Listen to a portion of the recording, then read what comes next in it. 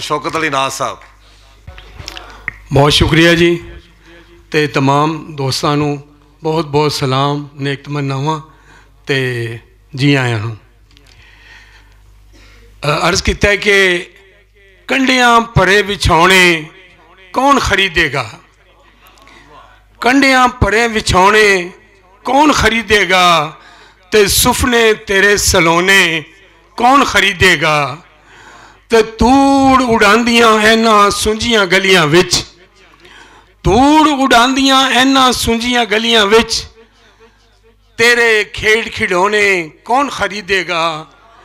तूड़ उड़ांदियां इन्हां सुंजियां गलियां विच, तेरे खेड खिडौने कौन खरीदेगा। ते बोली देवन आए ने सब यूसुफ दी, बोली देवन आए ने सब यूसुफ दी, मेरे वर्गे वौने कौन खरीदेगा। बोली देवन आए ने सब यूसुफ दी, मेरे वर्गे वौने कौन खरीदेगा।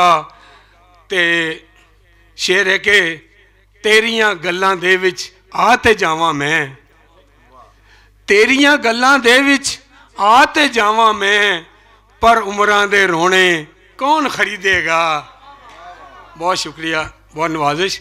तेरियां गल्लां दे विच आ ते जावां मैं, पर उमरां दे रोने कौन खरीदेगा।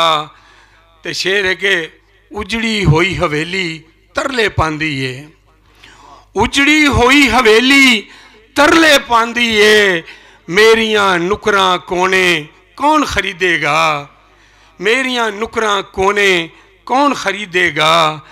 ते जालम वेले दी इस तपदी पट्ठी विच,